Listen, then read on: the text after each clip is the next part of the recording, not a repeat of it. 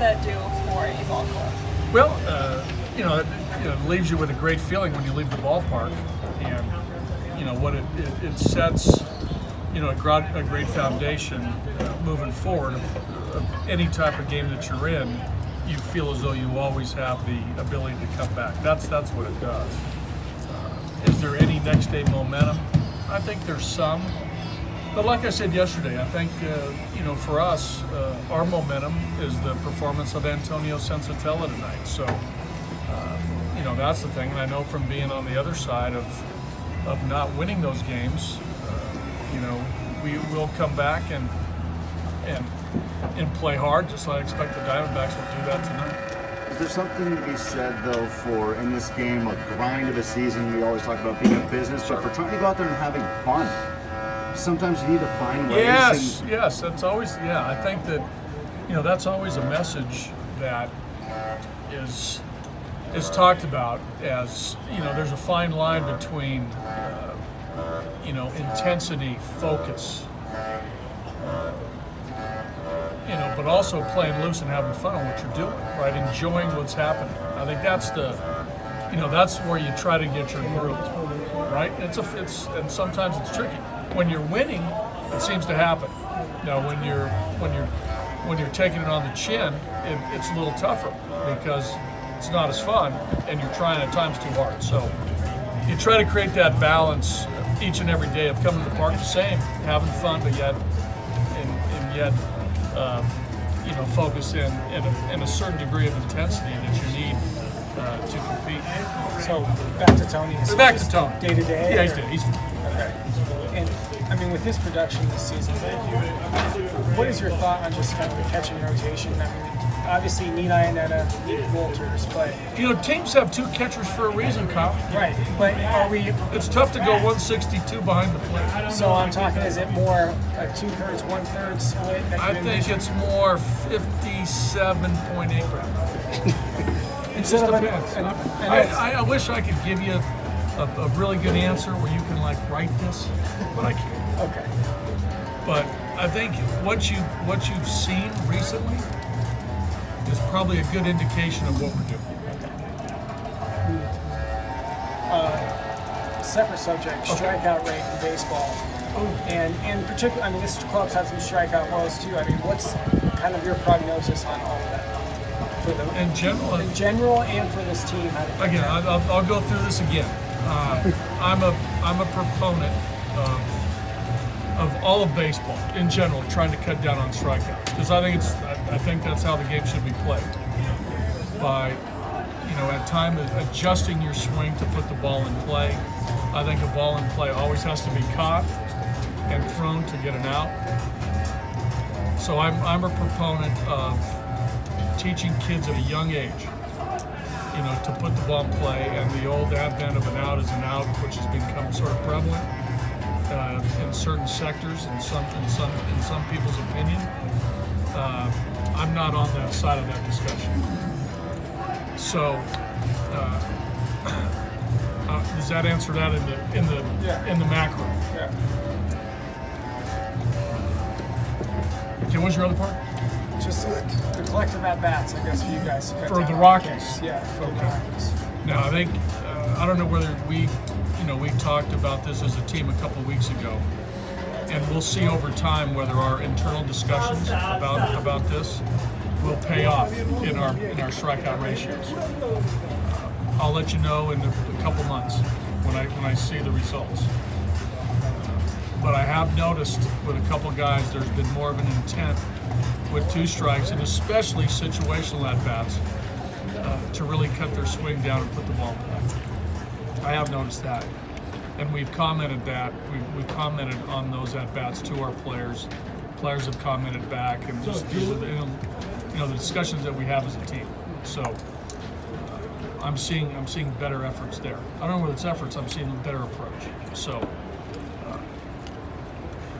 but as a group, we know that we've struck out too much at this rate, and we're going to try to do something about it. So let's see where it goes here in the next month, 2 months, when we can compile these at-bats and have another look at it based on what we talked about a couple weeks ago. After the walk-off on Sunday, Ian Desmond said it was the first time this year he felt like the fans truly believed. Have you felt a similar energy during this homestand from the fans? The fans have been great all year. I think they've been outstanding in their support for us. I think that's been proven by the attendance, and I think the volume of our fans when through their cheering. I think it's awesome, and it was great to see them get behind Desi. They appreciated the walk the other day. That was an awesome at-bat. We all commented on that at-bat, the importance of that at-bat. They commented, actually he commented on how he felt going to the plate. And, he ripped that double off the wall. So, these are great sports fans here in Denver. They really are. And I've come to appreciate them. Over all the years I came here as a member of a visiting team. And now to witness it firsthand, man, these are great fans. And I love it. It's great. But would you be able to out there? Get that.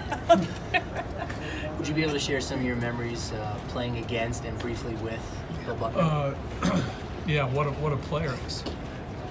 To Kyle's point, he should do an article on his strikeouts, right? The lack of it. Oh yeah. Never struck out 3 times in a game. Never struck out twice in a game. Maybe. Let's look that one up. I think it's 3 times. That was a hard sell. I think it's 3 times. Really? Yeah. Maybe started. Just a couple times with 2 Ks. Look them up and find out those games. Not many. Never more than 39 times in a season. Yeah, you guys all know the numbers. So and when he led the league in hitting, he only struck out 18 times. Phenomenal. He didn't like to strike out.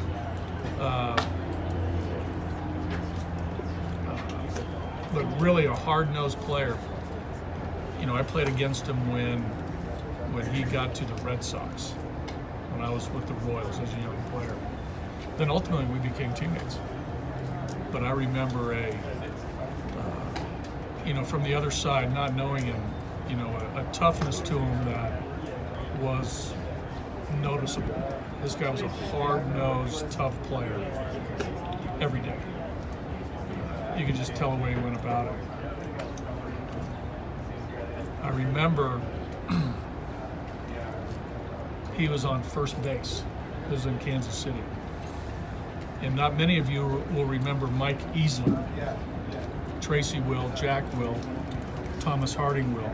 Jerry Schemmel might remember Mike Easler. He was a badass. And I hit Easler with a pitch. And he got pissed. But Buckner got more pissed than Easler, and he was at first base. He was yelling at me more than Easler was. He was upset. He didn't like that at all, that I hit Easler.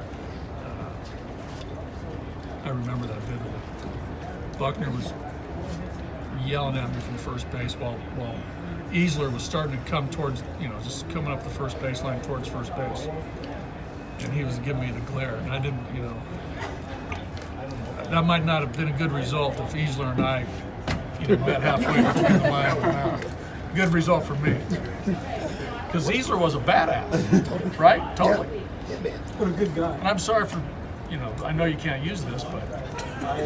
What about when you It got? was tough, but Buckner was badass. And then when he got to Kansas City in '88.